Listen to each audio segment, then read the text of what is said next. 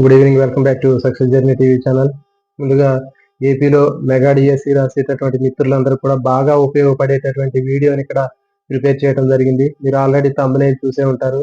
ఈ check list ను follow అయినట్లయితే మీకు మెగా డిఎస్సిలో 100% జాబ్ రావడానికి అవకాశం ఉంటుందనేటటువంటి థంబ్నెయిల్ ని ఇక్కడ ప్రిపేర్ చేయడం జరిగింది. సో కాబట్టి ఈ చేసినటువంటి వీడియో అనేది కంప్లీట్ గా మా యొక్క ఓన్ ఎక్స్పీరియన్స్ తోటి మేము ఎదుర్కొన్నటువంటి అనుభవాన్ని సిచ్యువేషన్స్ ని బేస్ చేసుకుని తయారు చేసినటువంటి వీడియో ఇది. కాబట్టి ఈ వీడియో అనేది మిత్రులందరికీ కూడా బాగా 100% యూజ్ అవుతుంది. సో ఎక్కడ స్కిప్ చేయకుండా చివరి వరకు చూడండి. మా ఈ వీడియోలో ఎలాంటి ఇంట్రోలు కానివ్వండి, లేకపోతే ఇంట్రడక్షన్ కానీ ఏమి లేవు. డైరెక్ట్ గా మీకు ఎలాంటి సోది లేకుండా బాగా ఉపయోగపడేటటువంటి వీడియోని చేయడం జరిగింది. సో కాబట్టి మిత్రులందరూ కూడా ఫస్ట్ టైం ఛానల్ చూస్తున్నటువంటి మిత్రులందరూ కూడా ఛానల్ ని సబ్స్క్రైబ్ చేయండి. అదేవిధంగా వీడియోని లైక్ చేయండి, షేర్ చేయండి, ఇంకా కామెంట్ చేయండి. సో మరి మనం టాపిక్ లోకి వెళ్ళినట్లయితే ఈ మెగా డిఎస్సి నోటిఫికేషన్ అనేది బాగా ఆలస్యం అవుతుంది. మరి అభ్యర్థుల్లో ఆందోళన అనేది బాగా పెరిగింది. సో మరి ఈ ఆందోళన అనేది చాలా నష్టదాయకంగా ఉండేటటువంటి పరిస్థితిలో ఉంది. ప్రజెంట్ ఈ మిత్రులు ఎవరైతే దీని గురించి ఎక్కువ టెన్షన్ ఆందోళన ఉన్నారో అది మీ యొక్క డిఎస్సి ప్రిపరేషన్ మీద నెగిటివ్ ఎఫెక్ట్ ని చూపించే అవకాశం ఉంటుంది. మరి ఇప్పుడు మీకు కొన్ని రకాలైనటువంటి చెక్ లిస్ట్ ఉన్నటువంటి కొన్ని అంశాలను ఇక్కడ మనం డిస్కస్ చేస్తున్నాం. మరి ఈ చెక్ లిస్ట్ లో మీరు ఎన్ని అంశాలను మీరు ఎస్ అని చేయగలుగుతున్నారు, ఎన్ని అంశాలను మీరు నో అని చేయగలుగుతున్నారు అనేది మనకు ఇప్పుడు చూద్దాం. అంటే ఒకవేళ ఉన్న ఫలాన మనకి డిఎస్సి నోటిఫికేషన్ వస్తే మీరు ఎంతవరకు మీరు ఈ అంశాలను మీరు సాధించారు, ఈ చెక్ లిస్ట్ లో ఉన్నటువంటి ఎన్ని అంశాలను మీరు చేయగలుగుతున్నారు, ఎన్ని అంశాలను మీరు డ్రాబ్యాక్ గా ఉన్నారు అనేటటువంటిది మనం అనాలిసిస్ చేసినట్లయితే మీకు ఒక క్లారిటీ అనేది వస్తుంది. అంటే దాదాపు మరి ఈ నోటిఫికేషన్ కి దాదాపు ఇంకొక 2 months టైం ఉంటుందని చెప్తున్నా. మరి ఈ 2 months లో మీరు ఈ చెక్ లిస్ట్ లో ఉన్నటువంటి అంశాలను మీరు చాలా జాగ్రత్తగా మీరు ఒక నోట్స్ పెట్టుకొని మీరు ఏం చేయాలి అనేటటువంటిది మీరు ఆ నోట్స్ లో రాసుకున్నట్లయితే, ఈ చెక్ లిస్ట్ ని మీరు ఫాలో అయినట్లయితే మీకు ఎలాంటి టెన్షన్ లేకుండా డిఎస్సి నోటిఫికేషన్ వచ్చే టైంకి మీరు ఏం చేయాలి అనేటటువంటిది ఒక సిస్టమేటిక్ గా ఇక్కడ మనం దానికి సంబంధించినటువంటి చెక్ లిస్ట్ ని ప్రిపేర్ చేయడం జరిగింది. కాబట్టి మిత్రులందరూ కూడా ఒక నోట్స్ తీసుకొని మీరు ఖచ్చితంగా, అంటే ఈ వీడియో కోసమనే కాదు, నేను చెప్పినటువంటి అంశాలకు సంబంధించినటువంటిది మీరు మీ డిఎస్సికి బాగా ఉపయోగపడుతుంది. కాబట్టి ఒక నోట్స్ దగ్గర పెట్టుకొని మీరు ఒక నోట్స్ పెట్టుకొని ప్రత్యేకంగా ఆ నోట్స్ పెట్టుకొని ఆ డిఎస్సికి సంబంధించినటువంటి ఆ మొత్తం దానికి సంబంధించినటువంటి ఇన్స్ట్రక్షన్స్ కానివ్వండి, దానికి సంబంధించినటువంటి చెక్ లిస్ట్ సంబంధించినవి కానీ మొత్తం ఒక చోట రాసుకోండి. ఇవన్నీ రాసుకుంటే మీకు చాలా యూజ్ అవుతుంది. అంటే మనకు ఒక రోడ్ మ్యాప్ లాంటిది ఇది. మనకి ఆ రోడ్ మ్యాప్ అనేది ఉంటేనే మనం ముందుకు వెళ్ళగలుగుతాము. ఈ డిఎస్సి నోటిఫికేషన్ వచ్చేసరికి మనం ఏం చేయాలి, మన డ్రాబ్యాక్స్ ఏంటి, ఎక్కడ వీక్ గా ఉన్నాము ఏంటి అనేటటువంటి మొత్తం ఇప్పుడు మనం అనాలిసిస్ చేద్దాం. మీరు వన్స్ ఒకసారి నోటిఫికేషన్ వచ్చేసరికి మనకి ఇక్కడ ఇచ్చినటువంటి చెక్ లిస్ట్ లో ఉన్నటువంటి అంశాలన్నింటినీ కూడా మీరు పర్ఫెక్ట్ గా ఉన్నట్లయితే మీకు డిఎస్సి నోటిఫికేషన్ పడగానే జస్ట్ మీరు తక్కువ టైంలోని మీరు మంచిగా ఎలాంటి టెన్షన్ లేకుండా ప్రిపేర్ అవడానికి అవకాశం ఉంటుంది. ఒకవేళ మీరు ఈ 2 months మీరు ఎట్లాగే వెయిట్ చేసుకుంటూ నోటిఫికేషన్ వచ్చే వరకు కూడా మీరు కాలయాపన చేసినట్లయితే మీరు డిఎస్సి నోటిఫికేషన్ రాగానే మీరు వెనకబడే అవకాశం ఉంటుంది. అప్పుడు మీకు టెన్షన్ కానివ్వండి, ఆందోళన ఇంకా ఎక్కువయ్యే అవకాశం ఉంటుంది. మరి చాలా మంది మిత్రులు ఈ ఉన్నటువంటి అవకాశాన్ని యూజ్ చేసుకొని చాలా ముందుగా వాళ్ళు ఒక సరైనటువంటి ప్లానింగ్ గైడెన్స్ తో ముందుకెళ్తూ ఉన్నారు. సో కానీ చాలా మంది మిత్రులు ఈ రకరకాలైనటువంటి ఈ సోషల్ మీడియాలో వచ్చేటటువంటి న్యూస్ ని చూసి చాలా మంది వాటి యొక్క నెగిటివ్ ఇంపాక్ట్ అనేది వాళ్ళ మీద పడుతుంది. సో వాళ్ళు ఇంకా ఈ నోటిఫికేషన్ కోసం వెయిట్ చేస్తూ అనవసరంగా కాలయాపన చేస్తూ ఉన్నారు. కానీ ఇప్పుడు చేయాల్సింది ఏంటి అంటే మీరు ప్రిపరేషన్ అనేది చాలా ముఖ్యం. మీరు ఎంత లేట్ చేసినా దాదాపు ఒక 2 నెలలు లేట్ అవుతుంది. సో మరి ఈ 2 నెలల్లో మీరు ఏం చేయాలి, మీరంతా పర్ఫెక్ట్ గా ఉన్నారా, మనం చదివేటటువంటి అన్ని అంశాలు మనం పర్ఫెక్ట్ గా చదివామా అనేటటువంటిది ఇప్పుడు మనం డిస్కస్ చేద్దాం.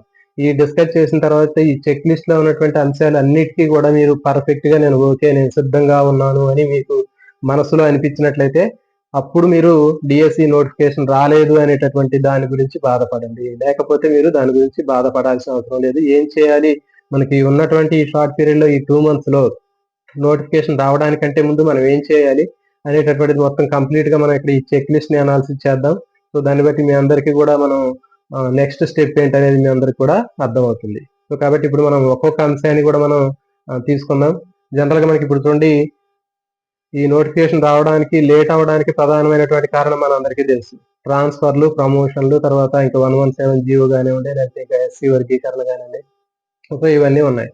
అయితే ఒకవేళ ఇప్పుడు అవన్నీ ఉండి మీకు డిఎస్సి నోటిఫికేషన్ ఇచ్చినా గానీ ఖచ్చితంగా మీకు పోస్టింగ్లు ఇవ్వాలి అంటే మళ్ళీ నెక్స్ట్ అకాడమిక్ ఇయర్ జూన్లోనే మీకు పోస్టింగ్ ఇవ్వాల్సినటువంటి అవసరం ఉంటుంది. ఎందుకంటే ఇప్పుడు ప్రజెంట్ ఉన్నటువంటి సిచ్యువేషన్ లో వాళ్ళకి ట్రాన్స్ఫర్స్ జరగాలి, ప్రమోషన్స్ జరగాలి.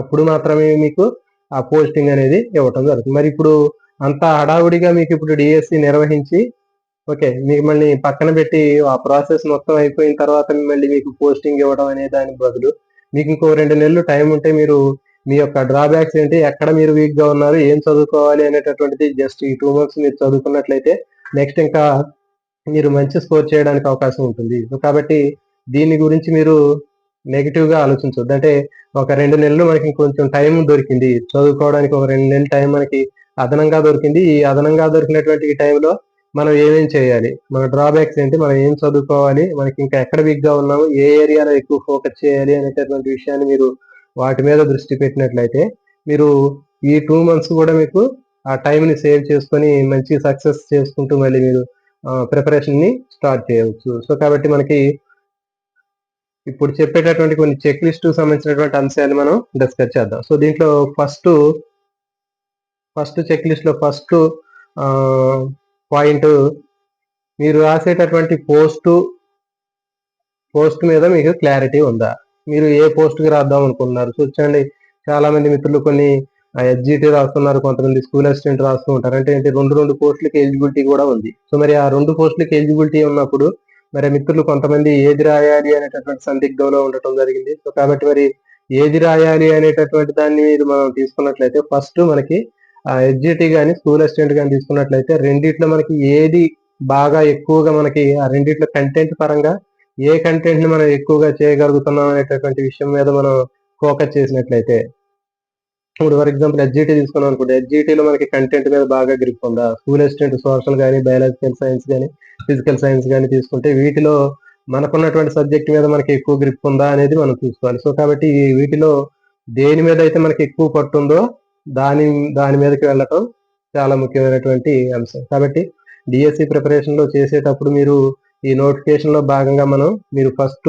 గుర్తుంచుకోవాల్సినటువంటి చెక్ లిస్ట్ లో ఫస్ట్ పాయింట్, మీరు 1 కంటే ఎక్కువ పోస్టులకి ఎలిజిబిలిటీ ఉన్నట్లయితే ఖచ్చితంగా మీకు ఒక క్లారిటీ అనేది ఉండాలి. నేను ఈ పోస్టుకి రాయదలుచుకున్నాను, నాకు ఎస్జిటి స్కూల్ అసిస్టెంట్ రెండుకి కూడా ఎలిజిబిలిటీ ఉన్నప్పటికీ నేను ఖచ్చితంగా ఇది రాస్తాను అనేటటువంటి ఒక కాన్ఫిడెన్స్ అనేది ఉండాలి. ఎందుకంటే మనందరికి అర్థం అవుతూనే ఉంటుంది మనం ఏ సబ్జెక్ట్ లో మనకి కమాండ్ బాగా ఉంది అనేటటువంటి దాన్ని బట్టి మనం ఆ సబ్జెక్ట్ ని సెలెక్ట్ చేసుకోవాలి. ఒకవేళ కొన్ని సందర్భాల్లో ఆ ఇచ్చినటువంటి పోస్టులు నోటిఫికేషన్ వచ్చిన తర్వాత ఉన్నటువంటి పోస్టులను బట్టి ఒక్కోసారి ఎస్జిటి పోస్టులు కూడా కొన్ని ఎక్కువగా ఉన్నప్పుడు సో అప్పుడు దాని మీద కూడా కావాలంటే అప్పుడు ఆ తక్కువ టైంలో షార్ట్ టైంలో దానికి కూడా అప్లై చేసి దాన్ని కూడా అటెంప్ట్ చేసి రాయడానికి అవకాశం ఉంటుంది. కాబట్టి మనం సెలెక్ట్ చేసుకునేటటువంటి సబ్జెక్ట్ లో 100% మనకి దేని మీద మంచి గ్రిప్ ఉంది, ఏ సబ్జెక్ట్ మీద మనకి కమాండ్ ఉంది అనేటటువంటి దాన్ని బేస్ చేసుకుని ఫస్ట్ మనం స్టెప్ వేయాలి. సో కాబట్టి మనకి చెక్ లిస్ట్ లో ఫస్ట్ది ఈ 1 కంప్లీట్ అయిపోయింది. సో నెక్స్ట్ రెండవది సిలబస్. మరి సిలబస్ ని మనకి పీడిఎఫ్ లాస్ట్ మంత్ మనకి పీడిఎఫ్ అనేది నెట్ లో ఇవ్వటం జరిగింది. మరి ఆ ఇచ్చినటువంటి ఆ పీడిఎఫ్ సిలబస్ ని మీరు ఎంతమంది దాన్ని ప్రింట్ తీసుకున్నారు. మిత్రులు చూడండి ఈ చెక్ లిస్ట్ లో ఉన్నటువంటి సెకండ్ పాయింట్ తీసుకున్నట్లయితే చాలా మంది మిత్రులందరూ కూడా ఆ ఇచ్చినటువంటి ఆ పీడిఎఫ్ సిలబస్ ఏదైతే ఉందో అది మొబైల్లోనే చూసి దాన్ని పక్కన పెట్టడం జరిగింది. కానీ చాలా మంది మిత్రులు మీరు చేయాల్సింది ఏంటంటే ఖచ్చితంగా దాని యొక్క హార్డ్ కాపీని మీరు ఖచ్చితంగా ప్రింట్ తీపించుకోవాలి. ఫిజికల్ గా మీ చేతిలో ఉండాలి. ఓకే, మీ చేతిలో ఉన్నప్పుడు దాన్ని అనాలిసిస్ చేయండి.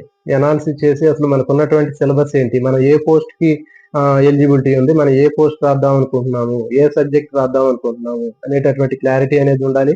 ఆ ఇచ్చినటువంటి సిలబస్ ని 1కి 2 సార్లు మీరు బాగా క్షుణ్ణంగా పరిశీలించాలి. ఎందుకంటే ఇప్పుడు మనకి టైం అనేది చాలా ఉంది, రేపు నోటిఫికేషన్ అనేది రావడం లేదు.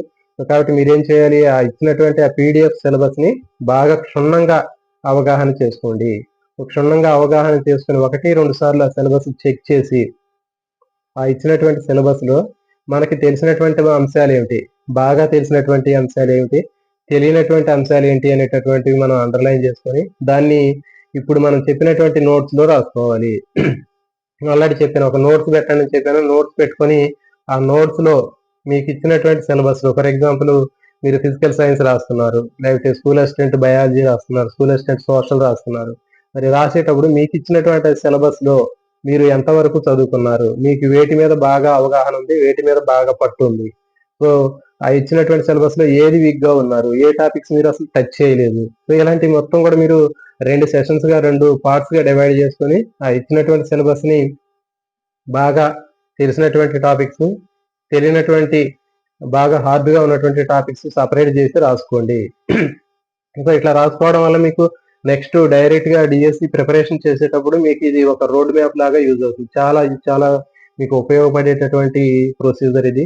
సో కాబట్టి మీరు ఖచ్చితంగా ఈ చెప్పినటువంటి అంశాలని మీరు మనకున్నటువంటి పీడిఎఫ్ లో ఉన్నటువంటి సిలబస్ ని 2 పార్ట్లుగా చేసుకొని బాగా తెలిసినవి, బాగా హార్డ్గా ఉన్నటువంటివి మీరు సపరేట్ గా రాసుకోవడం వల్ల మీకు చాలా యూజ్ అవుతుంది. మరి చాలా మంది మిత్రులు నోటిఫికేషన్ పడింది, సారీ, ఈ సిలబస్ సంబంధించినటువంటి ఆ పీడిఎఫ్ అనేది పెట్టారు. చాలా మంది మిత్రులు వాటికి సంబంధించినటువంటి పీడిఎఫ్ ని చూసి వదిలేశారు, కానీ చాలా మంది మరి దాన్ని పీడిఎఫ్ ని ప్రింట్ తీసుకున్నారా, దాన్ని అనాలిసిస్ చేశారా, స్టడీ చేశారా అంటే చాలా మంది చూసి పక్కన పెట్టారు. కాబట్టి మనం చేయాల్సినటువంటిది సెకండ్ పాయింట్ ఇది. నెక్స్ట్ మనకి ఉన్నటువంటి చెక్ లిస్ట్ లో థర్డ్ బుక్స్. మరి మీరు డిఎస్సికి ప్రిపేర్ అయ్యేటటువంటి మీ సబ్జెక్టు సంబంధించినటువంటి బుక్స్ తీసుకున్నట్లయితే ఆ బుక్స్ అనేవి ఎంతవరకు మీరు గ్యాదర్ చేసుకున్నారు, బుక్స్ అన్ని గ్యాదర్ చేశారా, మీ దగ్గర ఉన్నాయా లేవా? ఓకే, ఈ చెక్ లిస్ట్ లో మీరు ఎస్ఆర్ నో అని పెట్టుకోండి. అంటే మీకున్నటువంటి ఇచ్చినటువంటి సిలబస్ లో మీరంతా కూడా అప్డేటెడ్ బుక్స్ ని వాడుతున్నారా? దాదాపు అన్ని కూడా అకాడమీకి సంబంధించినటువంటి బుక్స్ ఫాలో అయినట్లయితే మీకు మంచి రిజల్ట్ అనేది వస్తుంది. సో కాబట్టి మీరు ప్రిపేర్ అయ్యేటటువంటి బుక్స్ ఎప్పుడో ఓల్డ్ డేటెడ్ బుక్స్, గతంలో ఉన్నటువంటి పాత పుస్తకాలను వాడుతున్నారు, లేకపోతే అప్డేటెడ్ ఉన్నటువంటి బుక్స్ ను వాడుతున్నారు అనేది చాలా ముఖ్యం. ఎందుకంటే మనకి ఇచ్చినటువంటి ఆ పీడిఎఫ్ సిలబస్ ఏదైతే ఉందో సిలబస్ లో ఉన్నటువంటి అంశాలన్నీ కూడా మీ దగ్గర ఉన్నటువంటి బుక్కుల్లో ఉన్నాయా లేదా అనేది చూసుకోండి. ఎందుకంటే మనకున్నటువంటి ఆ సిలబస్ లో ఉన్నటువంటి అంశాలు కొన్ని అదనంగా ఉన్నప్పుడు మరి మీరు ఫాలో అవుతున్నటువంటి పాత బుక్కులు ఫాలో అయినట్లయితే ఆ పాత బుక్కుల్లో వాటికి సంబంధించినటువంటి కొన్ని టాపిక్స్ అనేవి ఉండకపోవచ్చు. సో అలాంటప్పుడు మీకు చాలా బిట్లు కొన్ని మిస్ అయ్యే అవకాశం ఉంటుంది. సో కాబట్టి మీకు ఎప్పుడు కూడా మనం ఈ డిఎస్సికి సంబంధించినటువంటి బుక్స్ అన్ని కూడా అప్డేటెడ్ బుక్స్ అనేవి మీరు తీసుకోవాలి. గతంలో ఎప్పుడు పాత బుక్స్ ఉన్నప్పుడు వాటికి సంబంధించినటువంటి సిలబస్ అంతా ఉందా అనేది కనీసం చెక్ చేసుకోండి. అదనంగా ఉన్నటువంటి టాపిక్స్ ఏమైనా ఉంటే ఆ టాపిక్స్ మనకి ఎక్కడ దొరుకుతున్నాయి అనేటటువంటి విషయాన్ని చూసుకొని మీరు గ్యాదర్ చేసుకుంటారు. కాబట్టి ఆ బుక్స్ అనేటటువంటివి చాలా ఇంపార్టెంట్. మీకు సంబంధించినటువంటి జీకే కరెంట్ అఫైర్స్ కానివ్వండి, ఇంకా మెథడాలజీ కానివ్వండి, కంటెంట్ కానివ్వండి, పర్స్పెక్టివ్స్ ఇన్ ఎడ్యుకేషన్ కానివ్వండి, వాటికి సంబంధించినటువంటి బుక్స్ పర్ఫెక్ట్ గా మీరు గ్యాదర్ చేసుకోవాలి. సో కానీ చాలా మంది మిత్రులు ఇంకా వాళ్ళకి సరైనటువంటి ప్లానింగ్ అనేది కూడా లేదు, బుక్లు కూడా ఇంకా గ్యాదరింగ్ కూడా సరిగా చేసుకోలేదు. వాళ్ళ దగ్గర ఉన్నటువంటి ఏవో పాత బుక్లు కొన్ని చదవటం కానీ లేకపోతే ఇలా చేయడం జరుగుతుంది. కాబట్టి మరి ఈ మెగా డిఎస్సిలో పోస్టులు అనేవి చాలా ఎక్కువ సంఖ్యలో ఉన్నాయి, పోటీ కూడా ఎక్కువగా ఉంటుంది. సో మనం ఒక సిస్టమేటిక్ గా మనం ప్లాన్ చేసుకున్నప్పుడు మాత్రమే ఈ డిఎస్సిలో సక్సెస్ అవడానికి అవకాశం ఉంటుంది. సో కాబట్టి బుక్స్ విషయంలో మీరు పర్ఫెక్ట్ గా మంచి అప్డేటెడ్ ఉన్నటువంటి బుక్స్ మీరు ఉపయోగించండి. ఓకే, నెక్స్ట్ మరి ఇక జీకే కరెంట్ అఫైర్స్ తీసుకున్నట్లయితే లేకపోతే కరెంట్ అఫైర్స్ అనేవి దాదాపు ఇవి కూడా జాబ్ ని డిసైడ్ చేసేటటువంటి ఫ్యాక్టర్స్. ఎందుకంటే ఎవరైతే మరి ఈ కరెంట్ అఫైర్స్ లో 2 మార్కులు అదనంగా వస్తాయో మరి ఆ 2 మార్కులు కూడా చాలా కీలకమైనటువంటివి. మరి దానికోసం మనం ఏం చేయాలి, మరి మీరు ఏం చేశారు, మరి కరెంట్ అఫైర్స్ ని ఇప్పటి వరకు చదివారా? సో మనకి నెక్స్ట్ ఈ చెక్ లిస్ట్ లో ఉన్నటువంటి తర్వాత క్వశ్చన్, మీరు ఇప్పటి వరకు కరెంట్ అఫైర్స్ సంబంధించినటువంటి ప్రిపరేషన్ చేశారా లేదా? సో మరి చూడండి, చాలా మంది మిత్రులు ఇంకా దాన్ని స్టార్ట్ చేయలేదు.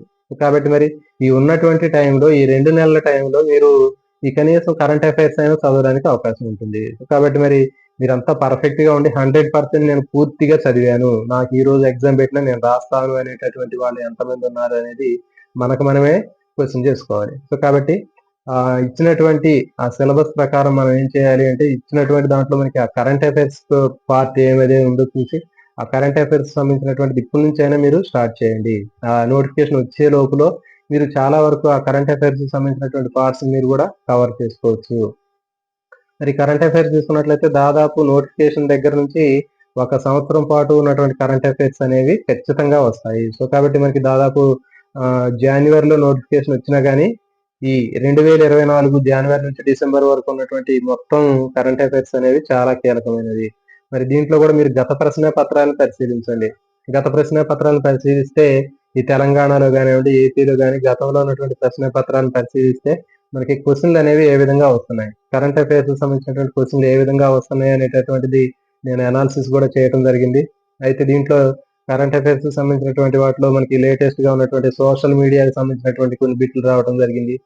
అదే విధంగా మనకి ఇంకా కంప్యూటర్ సాఫ్ట్వేర్లు వీటికి సంబంధించినటువంటి కొన్ని ఎబ్రివేషన్స్ అంటే ఫుల్ ఫామ్స్ ఇవ్వటం జరిగింది. దాంతో పాటు మనకి ఇంకా రకరకాలైనటువంటి ప్రముఖ వ్యక్తులు రాసినటువంటి గ్రంథాలు కూడా అడగటం జరిగింది. సో కాబట్టి ఇట్లాంటి కొన్ని క్వశ్చన్లు అనేవి మనకి కనిపిస్తూ ఉన్నాయి.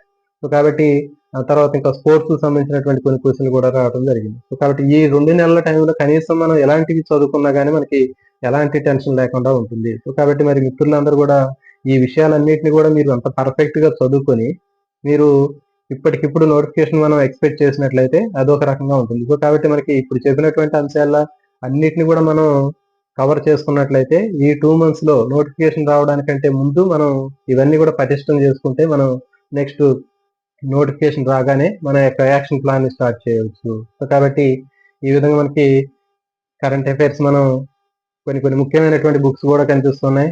వివేక్ కానివ్వండి, లేకపోతే ఇంకా మనకి షైన్ ఇండియా కానివ్వండి, ఇలాంటి బుక్స్ మీరు ఖచ్చితంగా ఫాలో అవ్వండి.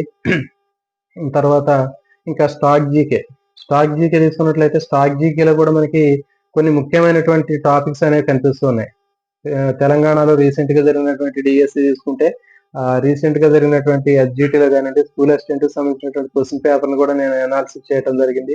సో దాంట్లో కూడా కొన్ని ముఖ్యమైనటువంటి సెలెక్టెడ్ క్వశ్చన్స్ అనేవి రావడం జరిగింది. సో కాబట్టి అలాంటి ఏరియాలో ఉన్నటువంటి క్వశ్చన్లు మనం ఎక్కువగా చదువుకున్నట్లయితే మనకి మిగిలినటువంటి వాళ్ళకంటే 2 మార్కులు ఎక్కువ రావడానికి అవకాశం ఉంటుంది. సో కాబట్టి మిగిలిన వాళ్ళకంటే మనం బెటర్ గా ఏం చేస్తున్నాం అనేటటువంటిది చాలా చాలా ఇంపార్టెంట్. ఇది డిఎస్సి కాబట్టి ఒక అర మార్కు చాలు మన యొక్క జాబ్ ని డిసైడ్ చేయడానికి. కేవలం ఒక హాఫ్ మార్క్ అనేది కూడా చాలా కీలకమే. కాబట్టి పక్క వాళ్ళకంటే మనకి 1 మార్క్ ఎక్కువ రావాలి అంటే మనం ఏం చేయాలి, మన యొక్క ప్రిపరేషన్ లో ఏ విధంగా ఇంకా సీరియస్నెస్ యూజ్ చేయాలి, లేకపోతే మన ప్రిపరేషన్ లో ఇంకా ఎలాంటి కొత్త విషయాలు మనం యాడ్ చేసుకుని చదువుకోవాలి అనేటటువంటి చాలా కీలకమైనటువంటి అంశాలు. కాబట్టి మనకి జీకే సంబంధించినటువంటి ఈ విషయాల్లో కానివ్వండి, కరెంట్ అఫైర్స్ లో కానీ మీరు ఈ చెక్ లిస్ట్ లో వీటికి సంబంధించినటువంటిది మీరు ఎంతవరకు చేశారు అనేటటువంటి దాన్ని కూడా మీరు క్వశ్చన్ చేసుకోండి.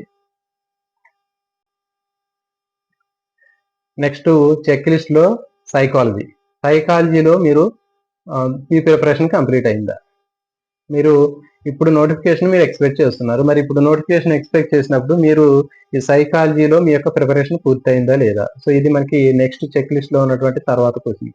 సో మరి దీనికి చాలా మంది మిత్రులు తీసుకున్నట్లయితే ఇన్కంప్లీట్ గా సైకాలజీ సంబంధించినటువంటి ప్రిపరేషన్ అనేది ఉంది. సో కాబట్టి మీరేం చేయాలి, ఈ 2 నెలల్లో కనీసం మరి ఈ సైకాలజీ సంబంధించినటువంటివైనా మీరు బాగా చదవటం ప్రారంభించాలి.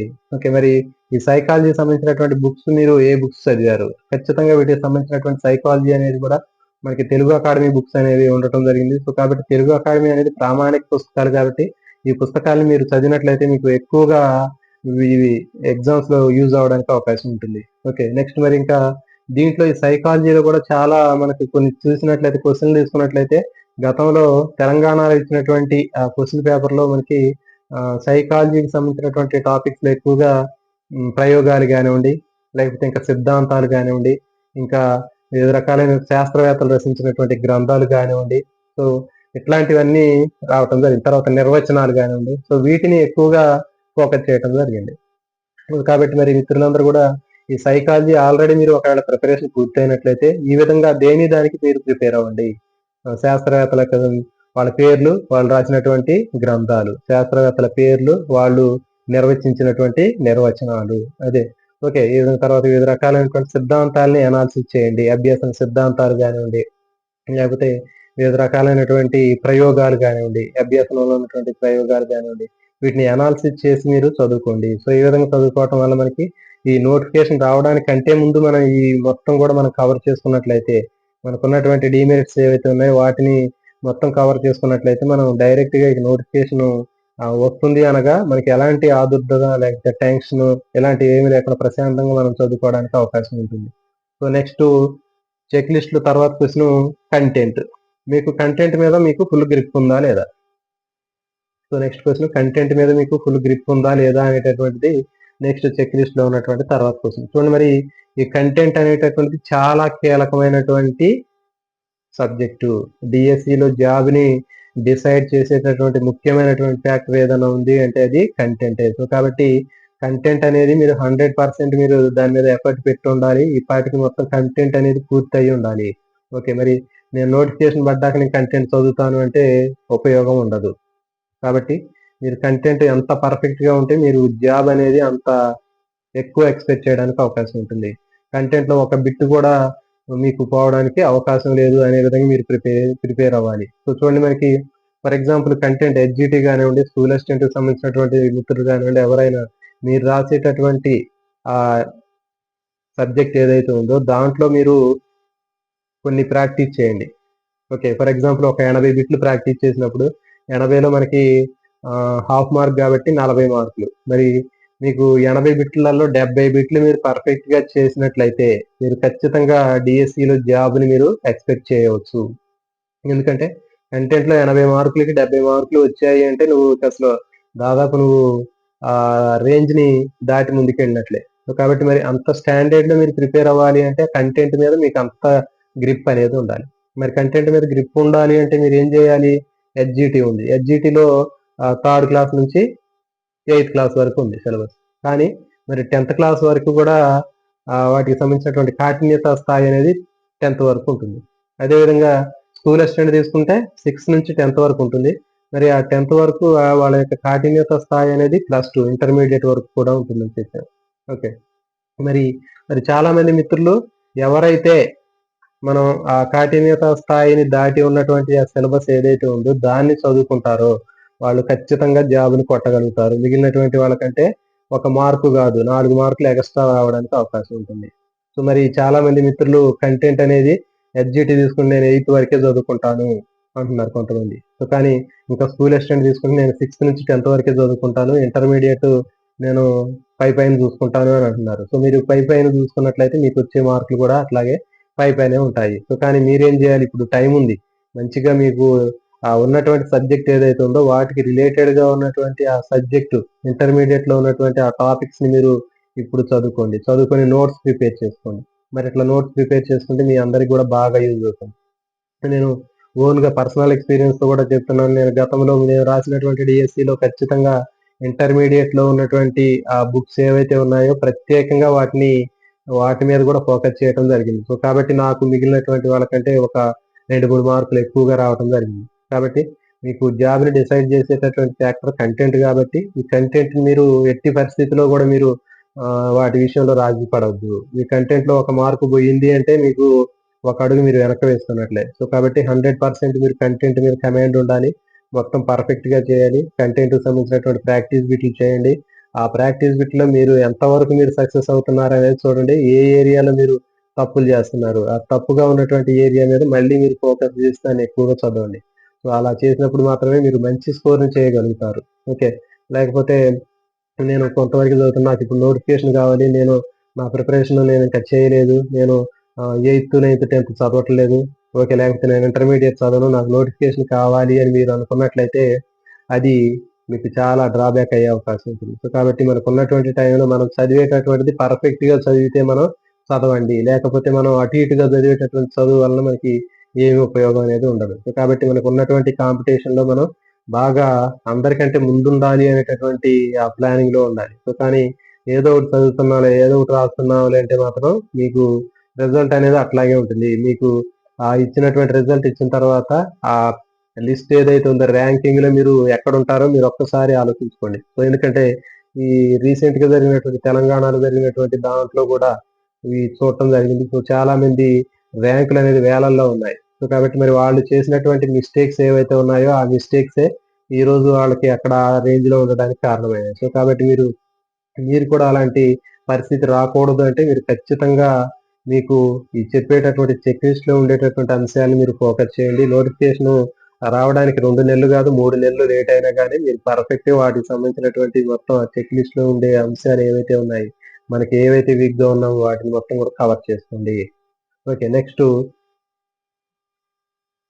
మెథడాలజీ. ఓకే. మెథడాలజీ తీసుకున్నట్లయితే మెథడాలజీ అనేది కూడా చాలా స్కూల్ అసిస్టెంట్ తీసుకున్నట్లయితే స్కూల్ అసిస్టెంట్‌లో మెథడాలజీ అనేది చాలా ముఖ్యమైనటువంటి అంశం అని చెప్పాము. మరి ఈ మెథడాలజీని మీరు ఆల్రెడీ ప్రిపరేషన్ పూర్తి చేశారా లేదా? సో, ఇది నెక్స్ట్ మీకు దీంట్లో ఉన్నటువంటి చెక్ లిస్ట్‌లో ఉన్నటువంటి నెక్స్ట్ క్వెషన్. మరి మెథడాలజీలో చాలా ముఖ్యమైనటువంటి చాప్టర్స్ అనేవి కొన్ని ఉన్నాయి. మరి ఆ ముఖ్యమైనటువంటి చాప్టర్స్ తీసుకున్నట్లయితే మూల్యాంకనం గానివ్వండి, లేకపోతే ఇంకా బోధనా లక్ష్యాలు స్పష్టీకరణలు గానివ్వండి, లేకపోతే హ్మ్, ఇంకా మనకి ఇంకొక 2, 3 ముఖ్యమైనటువంటి చాప్టర్స్ కూడా మూల్యాంకనము, బోధనా పద్ధతులు, బోధనా లక్ష్యాలు, బోధన ఉపకరణాలు. సో, ఇవన్నీ కూడా మనకి చాలా ముఖ్యమైనటువంటి అంశాలు.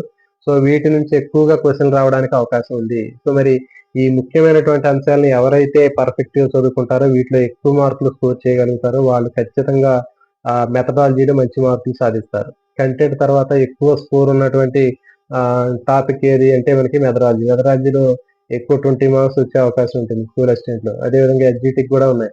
సో, కాబట్టి మీరు ఇచ్చినటువంటి మెథడాలజీ మీద మీకు ఎంత కమాండ్ ఉంది అనేటటువంటిది చెక్ లిస్ట్‌లో మీరు చెక్ చేసుకోండి.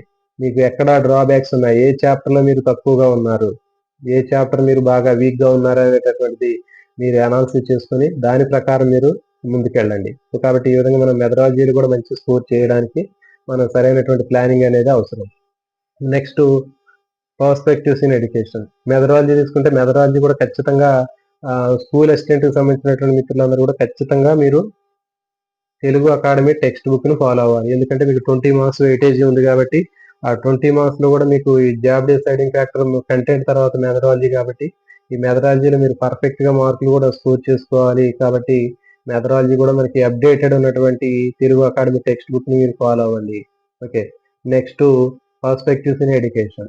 పర్స్పెక్టివ్స్ ఇన్ ఎడ్యుకేషన్ తీసుకున్నట్లయితే ఇది కూడా చాలా ముఖ్యమైనటువంటి సబ్జెక్టే. మరి పర్స్పెక్టివ్స్ ఇన్ ఎడ్యుకేషన్ అనేటటువంటిది చాలా మంది మిత్రులు రకరకాలైనటువంటి బుక్స్‌ని ఫాలో అవుతున్నారు.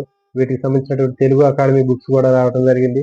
సో, కాబట్టి మరి తెలుగు అకాడమీ బుక్స్ వచ్చినప్పుడు ఆ బుక్స్‌ని కూడా మీరు లేటెస్ట్ వెర్షన్స్ ఉన్నాయి. అవి తీసుకొని మంచిగా వాటిని ఫాలో అవ్వండి. సో, కాబట్టి పర్స్పెక్టివ్స్ ఇన్ ఎడ్యుకేషన్‌లో కూడా మీరు మంచి మార్కులు సాధించాలి అంటే దానికి సంబంధించినటువంటి ముఖ్యమైనటువంటి ప్రాక్టీస్ బిట్లు కూడా వాటిని ప్రాక్టీస్ చేయాలి. ఓకే. సో, ఈ విధంగా మనకి దీంట్లో చెప్పినటువంటి చెక్ లిస్ట్‌లో చెప్పినటువంటి అంశాలన్నీ గూడా మీరు ఎంతవరకు పర్ఫెక్ట్‌గా ఉన్నారనేది ఇప్పుడు మీరు క్వెషన్ చేసుకోండి. ఒక నోట్స్ పెట్టుకొని ఆ నోట్స్‌లో మీరు ఆహ్, ఇప్పుడు చెప్పినటువంటి అంశాలేంటి? డీఎస్సీలో మనం ఫేస్ చేసేటటువంటి అంశాలేంటి? దాంట్లో మనం ఎన్ని పర్ఫెక్ట్‌గా ఉన్నాము? ఈ చెప్పినటువంటి చెక్ లిస్ట్‌లో ఎన్ని మనకొచ్చాయి? ఎన్నిటిని మనం ఆహ్, ఎన్ని అంశాలను మనం చేయలేకపోతున్నాము? దేంట్లో మనం వీక్‌గా ఉన్నాం అనేటటువంటి విషయాలు మొత్తం కూడా మనం ఇక్కడ ఈ చెక్ లిస్ట్ ద్వారా అనాలిసిస్ చేసుకోవచ్చు. సో, కాబట్టి మరి ఇంకా ఇవన్నీ కూడా పర్ఫెక్ట్‌గా ఉన్నాయి. అయినా గాని నాకు డీఎస్సీ ఇప్పుడే గావాలి అని మీరనుకుంటే, మీరు ఒకసారి కొన్ని మోడల్ పేపర్‌లు లేకపోతే ప్రాక్టీస్ టెస్ట్‌లు చేయండి. మీకెన్ని మార్కులొస్తున్నాయి అనేటటువంటిది మీకు అర్థమవుతుంది. కొన్ని ప్రాక్టీస్ బిట్లు గానివ్వండి, మోడల్ పేపర్‌లు గాని ప్రాక్టీస్ చేయండి. ఎన్ని మార్కులొస్తున్నాయి అనేది మీకు తెలుస్తుంది. సో, కాబట్టి ప్రిపరేషన్ అనేది దాదాపు చాలామంది ఇప్పుడు చెప్పేటటువంటి అంశాల్లో ఎక్కడో చోట చాలా రకాలైనటువంటి అంశాల్లో మనం వీక్‌గా ఉంటాం. సో, కాబట్టి ఆ అంశాన్ని మీరు బాగా వాటి మీద ఫోకస్ చేసి బాగా చదివినట్లయితే డీఎస్సీ నోటిఫికేషన్ రావడానికంటే ముందు మీకు ఇవన్నీ గూడా మనం పర్ఫెక్ట్‌గా కవర్ చేసుకున్నట్లయితే నోటిఫికేషన్ రాగానే ఎలాంటి టెన్షన్ గానివ్వండి, ఆందోళన లేకుండా మన యొక్క ప్రిపరేషన్ ఈజీగా చేయొచ్చు. అప్పుడు మనం చదువుకునేది 100% మనకి ఎక్కుతుంది. సో, కాబట్టి ఇట్లాంటివన్నీ గూడా మీరు ప్రాక్టీస్ చేయండి. ప్రాక్టీస్ చేసేటప్పుడు మీరు ఎన్ని బిట్లు మంచిగా చేయగలుగుతుంది మీ యొక్క కాన్ఫిడెన్స్ లెవెల్స్ అనేవి అంత బాగా పెరుగుతాయి. ఓకే. కాబట్టి మిత్రులందరూ గూడా ఈ నోటిఫికేషన్ కోసం మీరు రకరకాలైనటువంటి టెన్షన్స్, ఆందోళన పడడం కంటే మీరిప్పుడు మనం ఏం చేయాలి అనేటటువంటిది మన ముందున్నటువంటి కర్తవ్యం. సో, మిత్రులందరూ గూడా మరి ఇప్పుడు చెప్పినటువంటి అంశాలు మీరు ఎంతవరకు మీరు సక్సెస్‌గా ఉన్నారు? ఎంతవరకు మీరు ముందున్నారు? ఎన్ని అంశాలు మీరు బాగా వీక్‌గున్నారు అనేటటువంటి అంశాలు మీరు అనాలిసిస్ చేసుకోండి. ఎందుకంటే ఇలాంటి విషయాల్లో చాలా మనకి నిదానం అనేది చాలా ముఖ్యము. నోటిఫికేషన్ అని మనం హడావిడి చేసే కంటే, ఒక 2 నెలలు ఈ టైంలో మనం ఏం చేయాలి అనేటటువంటి దాన్ని మనం ఆలోచించడం చాలా ముఖ్యం. ఎందుకంటే చూడండి చాలా మంది మిత్రులు ఈ ఉన్నటువంటి అవకాశాన్ని ఉపయోగించుకొని, కొత్తగా చదివేవాళ్ళు గానివ్వండి, లేకపోతే ఇంకొంచెం ప్రిపరేషన్ తక్కువగా ఉన్నవాళ్ళు గానివ్వండి, వాళ్ళు ఒక ప్లానింగ్ వేసుకొని, ఒక టైమ్ టేబుల్ వేసుకొని వాళ్ళు మంచిగా చదువుతున్నారు. సో, కాబట్టి మీరు ఎవరైతే ఇట్లా ఈ నోటిఫికేషన్‌ల కోసం ఎదురు చూస్తూ రకరకాలైనటువంటి వార్తలు వింటూ మీ మైండ్‌ని డిస్టర్బ్ చేసుకుంటున్నారో అలాంటి వాళ్ళు ఖచ్చితంగా రేపు డీఎస్సీలో వెనకబడే అవకాశం ఉంటుంది. కాబట్టి మీకున్నటువంటి ఈ 2 నెలలు అదనంగా ఉన్నటువంటి టయాన్ని మీరు వేస్ట్ చేయకుండా మీ యొక్క టైం టేబుల్ని టైప్ చేసుకోండి. ఎక్కడ వీక్‌గా ఉన్నామో అనేటటువంటి అంశాల మీద ఎక్కువ ఫోకస్ చేయండి. మీకు ఇంకో 2 నెలలు అదనంగా ఉన్నట్లుగా భావించండి. కాబట్టి మనకి మీరు ప్రిపేర్ చేసినా గాని మీకు నెక్స్ట్ మీరు స్కూలుకి వెళ్ళేది మాత్రం జూన్ నెక్స్ట్ అకాడమిక్ ఇయర్‌లో కంపల్సరీగా మీరు స్కూలుకి వెళతారు. సో, కాబట్టి ఆ విధంగా పాజిటివ్‌గా మీరు మీ యొక్క యాటిట్యూడ్‌ని మార్చుకోండి. నెక్స్ట్ నాకు ఖచ్చితంగా జాబ్ వస్తుంది. నేను నెక్స్ట్ ఇంకొక 6 మంత్స్ వెయిట్ చేస్తాను. ఇది అయిపోయిన తర్వాత నెక్స్ట్ అకాడమిక్ ఇయర్‌లో మళ్ళీ నేను స్కూలుకి వెళ్తాను అని పాజిటివ్ యాటిట్యూడ్‌ని పెంచుకోండి. ఈ ఉన్నటువంటి టైంలో మీరేం చేయాలి?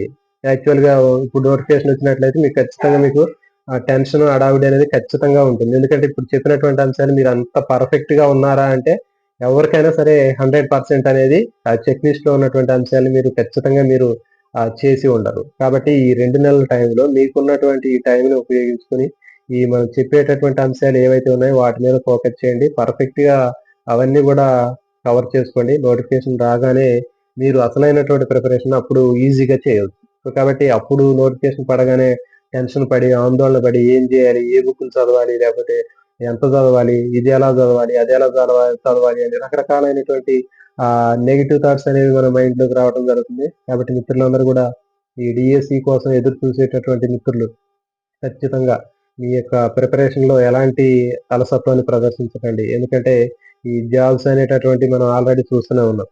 గ్రూప్స్ ప్రిపేర్ అయ్యేటటువంటి వాళ్ళు ఒకసారి జాబ్ మిస్ అయినప్పుడు మళ్ళీ వాళ్ళ యొక్క ప్రిపరేషన్‌ని ఎలాంటి ఆహ్, అడ్డంకి లేకుండా మళ్ళీ ప్రిపేర్ అవుతూ ఉంటారు. 1, 2, 3 సార్లు, 4 సార్లు రాస్తూ ఉంటారు వాళ్ళు. మరి అలాంటిది మనం జస్ట్ ఒక 2 నెలలు, 3 నెలలు లేట్ అయితే మనం దాని గురించి అంత కంగారు పడాల్సినటువంటి అవసరం అనేది ఉండదు. ఈ 2 నెలల్లో మనం ఏం చేయాలి అనేది మనం ఆలోచించాలి గానీ, ఈ ప్రభుత్వాన్ని గానీ, లేకపోతే ఇంకా వేరే థర్డ్ పర్సన్ గానీ, వేరే వాళ్ళని గానీ మనం నిందించడం అనేది సమంజసం కాదు. మనమేం జేయాలి? మనలో ఉన్నటువంటి ఆ లోటుపాట్లేమున్నాయి?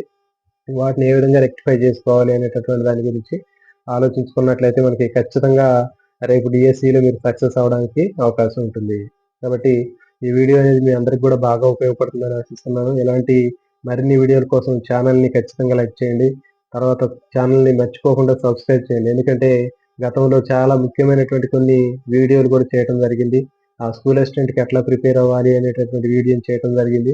మరి ఆ చేసినటువంటి వీడియో దాదాపు 1,00,000 వ్యూస్‌ని దాటి ముందుకెళ్ళిపోయింది. సో, కానీ అప్పుడు సబ్స్క్రైబ్ చేసినటువంటి మిత్రులు మాత్రం కేవలం తక్కువ మందే ఉన్నారు. ఓ 2, 3 వేల మంది చూసారంటే లక్షలు ఒక 1,00,000 మంది మన వీడియోని చూసినప్పుడు, ఆ 1,00,000 మందిలో కేవలం ఇప్పుడు దాదాపు ఒక 3,000, 4,000 మంది మాత్రమే మన ఛానెల్ సబ్స్క్రైబ్ చేయడం జరిగింది. సో, కాబట్టి మరి ఇలాంటి ఉపయోగపడేటటువంటి వీడియోలు మనకి ఇస్తున్నప్పుడు అలాంటి ఛానెల్‌ని మనం కాస్త వాళ్ళకి సపోర్ట్‌గా ఉండి ఎంకరేజ్ చేయడం అనేది మానవ ధర్మం. ఎందుకంటే మనం ఎప్పుడైనా సరే పక్క వాళ్ళ నుంచి ఏదో ఒకటి సంథింగ్ ఆశించడమే తప్ప, మనం మాత్రం పక్క వాళ్ళకి ఏం చేసేది లేదు అనేటటువంటి స్థాయిలో ఉండకూడదు.